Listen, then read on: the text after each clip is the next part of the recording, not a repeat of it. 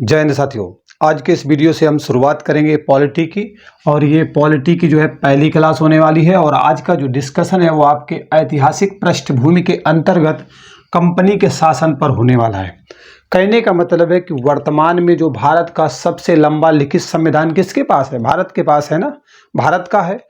उसका किस तरीके से निर्माण प्रक्रिया हुई और भारत जैसे विशालकाय देश पर जो शासन की प्रक्रिया की शुरुआत है वो किस तरीके से होती है, ठीक है, उस पर हम विस्तार से जो है डिस्कशन करेंगे। और उस कड़ी में हम बात करेंगे कंपनी के शासन की कि इसके अंतर्गत जो शासन रहा, कौन कौन से एक्ट लाए गए और उन्हें किस तरीके से सुधारने का प्रयास किया गया, लोगों पर इम्प्लीमेंट किया गया और उनको संशोधन करके जो है एक नया एक्ट किस तरीके से लाया गया, सभी बिंदु आपको जानने को मिलेंगे।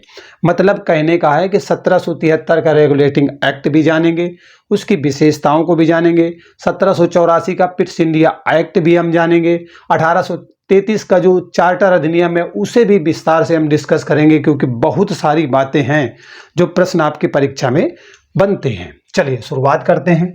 तो सबसे पहले कंपनी के शासन पर जाए उससे पहले थोड़ा सा बैकग्राउंड मतलब बेस को समझ लेते हैं, फिर हम कंपनी के अंतर्गत चलेंगे, ठीक है। आप सभी जानते हैं कि भारत में अंग्रेज 1600 ईस्वी में ईस्ट इंडिया कंपनी के रूप में व्यापार करने के उद्देश्य से आते हैं और इन्हें व्यापार करने का जो अधिकार मिला हुआ था महारानी एलिजाबेथ प्रथम के चार्टर के द्वारा मिले हुए थे। लेकिन लालच, तो भैया लालच होता है। आगे चल करके क्या होता है, 1765 ईस्वी में बंगाल, बिहार और उड़ीसा की दीवानी और राजस्व के जो अधिकार होते हैं, न्याय के जो अधिकार होते हैं, वो कहीं ना कहीं अंग्रेजों को मिल जाते हैं।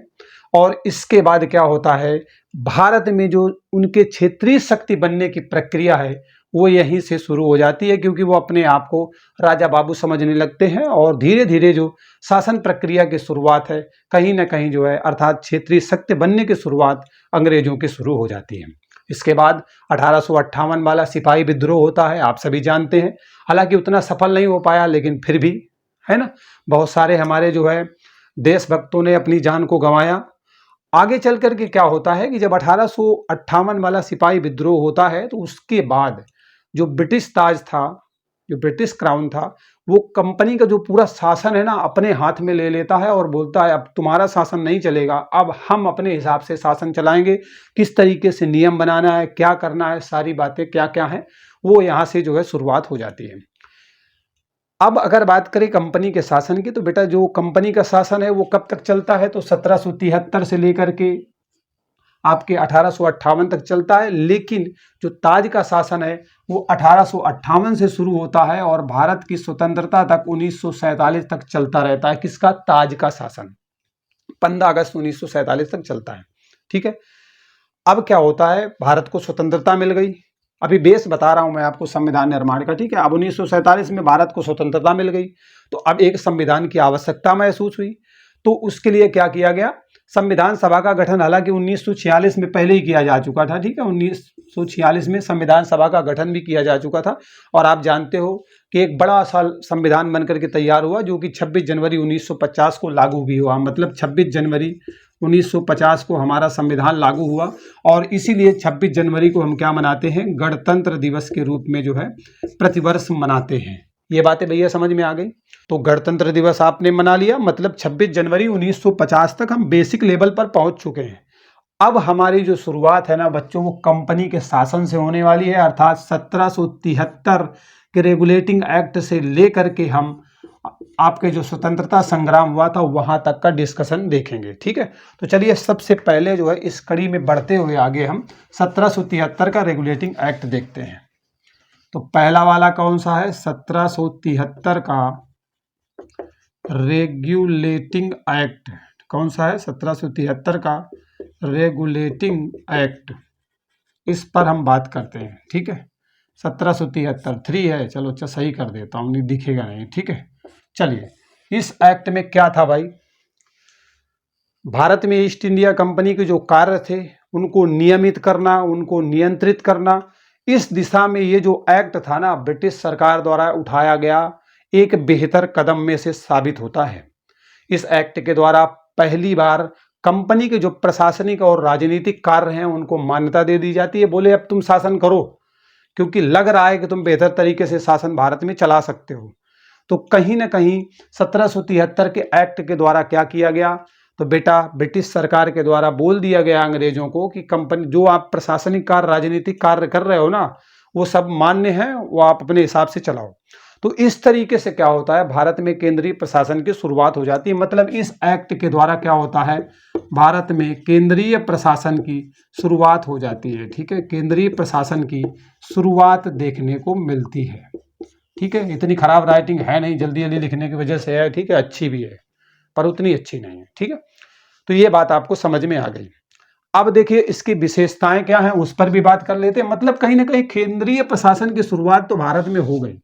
अब हम क्या करेंगे, इसकी विशेषताओं पर बात करेंगे, आखिरकार इस एक्ट की विशेषताएं क्या रही हैं। ठीक है, उस पर हम डिस्कशन करेंगे। नंबर 1 की विशेषता है बच्चों कि जो 1773 का रेगुलेटिंग एक्ट होता है, इसके द्वारा बंगाल का जो गवर्नर हुआ करता था ना, उसे बंगाल का गवर्नर जनरल बना दिया गया। मतलब इस एक्ट के द्वारा किया गया कि बंगाल में जो उस समय गवर्नर हुआ करता था ना, उसे क्या बना दिया गया, बंगाल का गवर्नर जनरल बना दिया गया। मतलब पहले केवल गवर्नर तक ही सीमित था, उसके आगे जनरल भी लग गया, मतलब गवर्नर जनरल बन गया। अब मन में प्रश्न होगा कि बंगाल के पहले गवर्नर जनरल भाई कौन बने, तो लॉर्ड वारेन हेस्टिंग्स। कौन थे, लॉर्ड वारेन हेस्टिंग्स।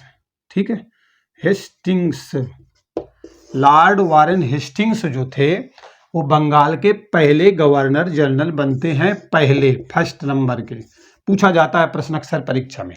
तो एक तो काम हुआ 1773 के एक्ट के द्वारा ये वाला। दूसरा काम क्या हुआ, दूसरा काम हुआ कि मद्रास और मुंबई के जो गवर्नर थे ना, उनको क्या किया गया, बंगाल के गवर्नर जनरल के अधीन कर दिया गया। मतलब जो मुंबई वाले गवर्नर थे जो अपने शासन कानून चलाते थे, और मद्रास वाले जो थे ना, उनको क्या कर दिया गया, यहाँ के जो गवर्नर थे वो किसके अधीन हो गए, अधीन हो गए किसके, बंगाल के गवर्नर जनरल के अधीन हो गए। मतलब पहले ये अपने क्षेत्र के गवर्नर थे, अपने हिसाब से नियम कानून बनाते थे, लेकिन अब क्या हुआ, नियम कानून बनाने के लिए इनको क्या करना पड़ेगा, बंगाल के गवर्नर जनरल का मुंह ताकना पड़ेगा, देखना पड़ेगा। कहने का मतलब ये है।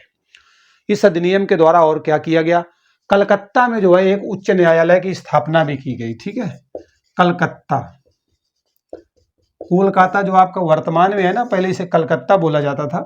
तो कलकत्ता में एक उच्च न्यायालय की जो है स्थापना हुई, उच्च न्यायालय की स्थापना हुई। ये भी आपके 1773 के रेगुलेटिंग एक्ट की देन है। ये बात भाई आपको समझ में आ गई।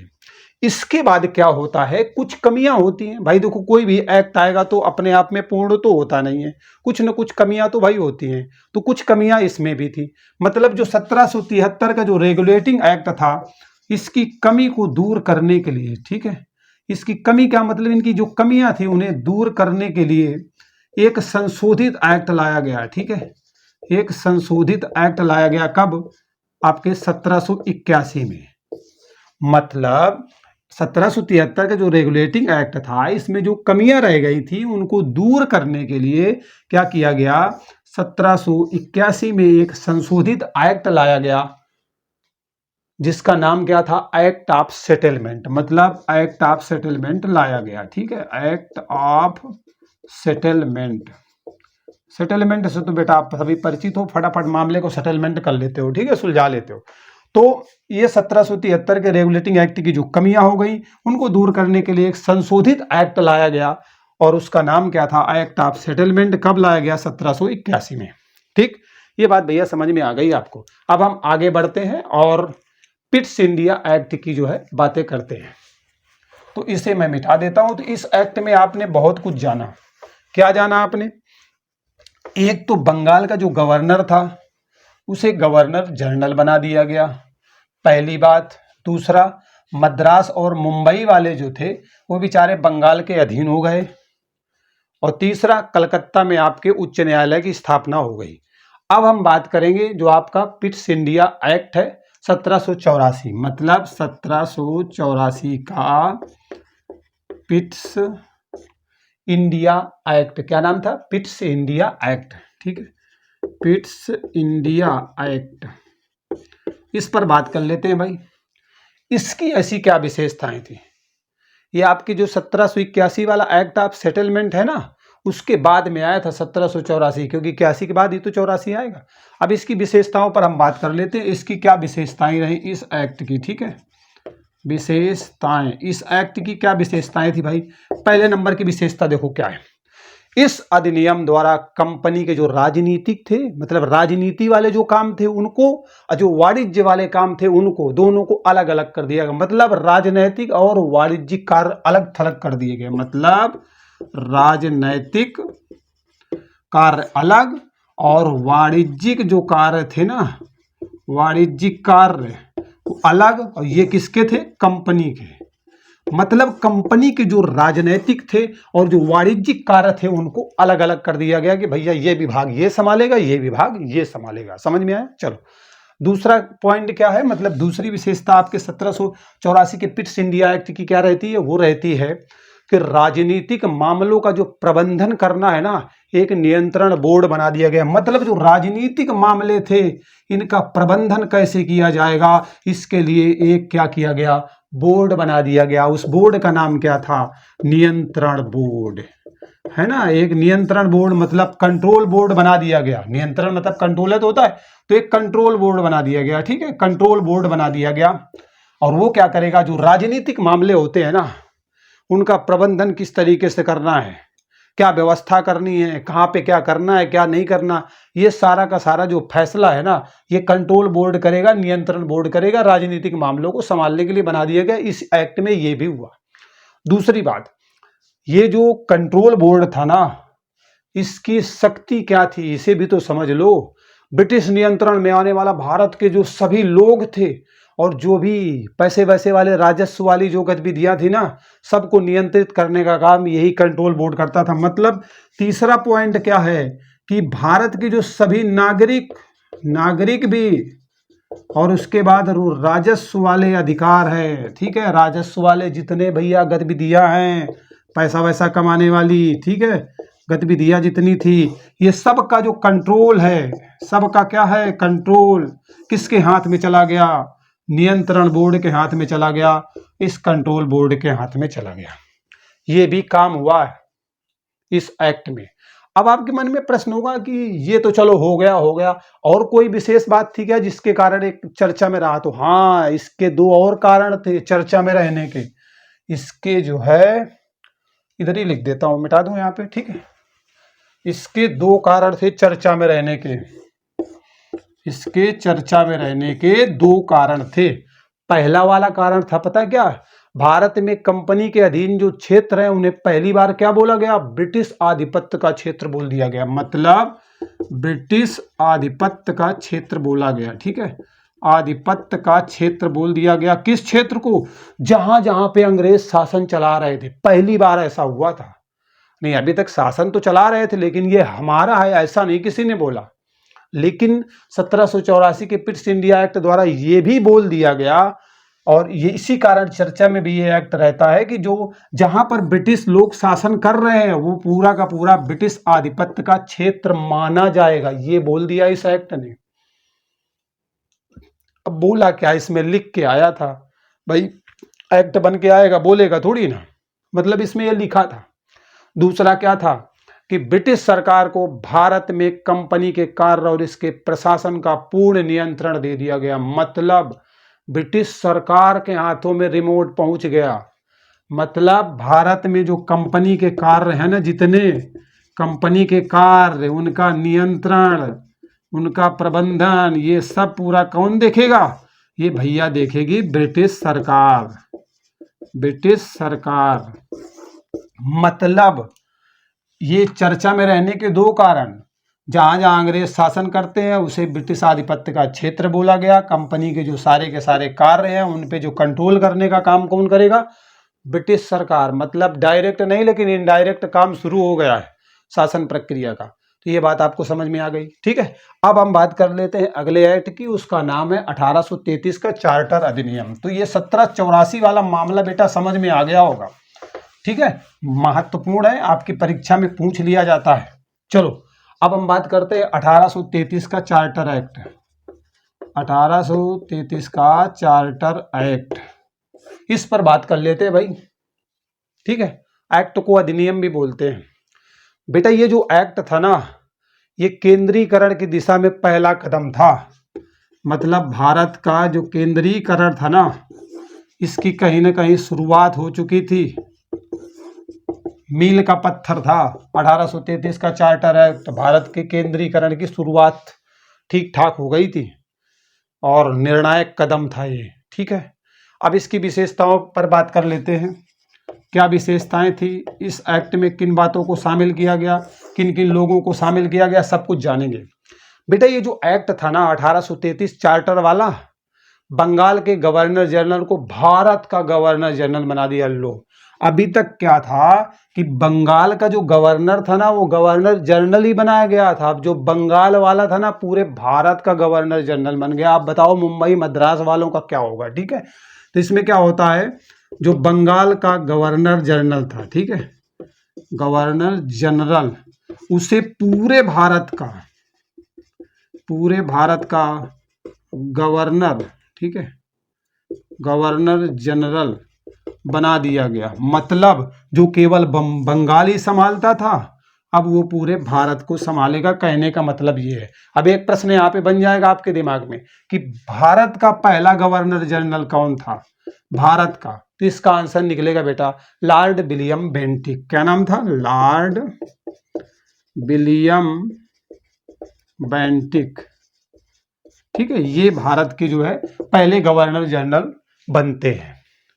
ये पॉइंट भी आपके लिए महत्वपूर्ण है। ये विशेषता नंबर 1 हो गई। अब तेरा क्या होगा कालिया, वही 10 आ गई। मतलब मद्रास और मुंबई वालों तुम्हारा क्या होगा? अब तुम्हारा तो कुछ नहीं होगा। ठीक है, तो दूसरा पॉइंट है कि जो मद्रास था और जो बेटा मुंबई था, मद्रास और जो मुंबई के जो बेचारे कौन थे, गवर्नर जनरल थे, उनका क्या होगा? ठीक है, तो अच्छा गवर्नर जनरल ये कहाँ थे? ये तो केवल गवर्नर ही थे ना। हाँ ठीक ठीक। तो मद्रास और मुंबई के जो गवर्नर थे, इनको जो बची कुची शक्तियां थी विधायिका बनाने की, मतलब नियम कानून बनाने की ना, जो थोड़ी बहुत शक्तियां थी बची कुची है ना, थोड़ी बहुत, वो भी सब की सब चली गई। किसको दे दी गई? पूरे भारत का जो गवर्नर जनरल है उसके हाथ में चली गई। मतलब इधर से भी गए उधर से भी गए, न घर के रहे न घाट के रहे, मतलब नाम के केवल रह गए। कहने का मतलब है कि बंगाल का गवर्नर जनरल पूरे भारत का बन गया और जो मद्रास और मुंबई के गवर्नर थे, थोड़ा बहुत कुछ कर भी पाते थे, वो सारा का सारा कंट्रोल किसके हाथ में चला गया? भारत के गवर्नर जनरल के अधीन हो गए। छोटा मोटा फैसला भी लेना है ना, तो इन्हीं की तरफ देखना पड़ेगा, इन्हीं की तरफ देखना पड़ेगा कि करें कि ना करें। और वो कह देंगे नहीं करना तो फिर नहीं होगा। दूसरी बात, तीसरा पॉइंट यहाँ पर क्या है, तीसरी विशेषता है 1833 चार्टर एक्ट की, कि इस अधिनियम के द्वारा जो ईस्ट इंडिया कंपनी के व्यापारिक निकाय के रूप में, अच्छा एक बात बताओ कि अंग्रेज भारत में व्यापार करने जब आए थे तो एक व्यापारिक निकाय के रूप में तो आए थे भाई, शासन करने तो नहीं आए थे ना। तो इनकी जो गतिविधियां व्यापारिक निकाय के रूप में होने वाली थी कि भाई हम व्यापारी हैं हमको दे दो, वो सब समाप्त कर दी गई। मतलब जो कंपनी थी ना, उसकी व्यापारिक जो गतिविधि थी, व्यापारिक गतिविधि को क्या किया गया? समाप्त कर दिया गया। बोल दिया गया अब तुम व्यापारी नहीं हो, अब तुम कौन हो? प्रशासक हो भैया। अब तो तुम शासन करने आए हो, व्यापार करने थोड़ी ना आए हो। इस एक्ट के द्वारा ये भी कर दिया गया।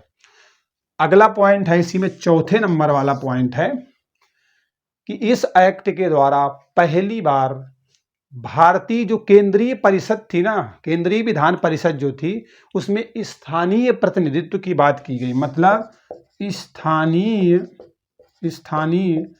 प्रतिनिधित्व, ठीक है, निधित्व मिला। मतलब कहने का है कि 1833 का जो चार्टर एक्ट था, इसके अंतर्गत क्या किया गया, जो भारतीय केंद्रीय विधान परिषद थी ना, उसमें स्थानीय प्रतिनिधियों को भी शामिल किया गया। जो क्षेत्रीय वाले थे ना, उन लोगों को भी शामिल किया गया। आप भी आइए और सहयोग करिए, कैसे कानून बनाने, क्या करने क्या नहीं करने। अब वो अलग बात है, उन्हें कितने अधिकार मिले क्या मिले, वो सब हम आगे डिस्कस करेंगे। तो बेटा यहां पर बात हो गई ऐतिहासिक पृष्ठभूमि में कंपनी के शासन की यही 3 आपके एक्ट महत्वपूर्ण थे, चाहे 1773 वाला रेगुलेटिंग एक्ट हो, 1784 का पिट्स इंडिया एक्ट हो, या फिर आपका 1833 का चार्टर एक्ट हो। कौन विशेषताएं महत्वपूर्ण पूछी जाती है पेपर में, मैंने आपके सामने रख दिया। आगे आने वाले वीडियो में हम हिस्टोरिकल बैकग्राउंड का ये पार्ट आप फर्स्ट मान सकते हैं, ठीक है, फर्स्ट।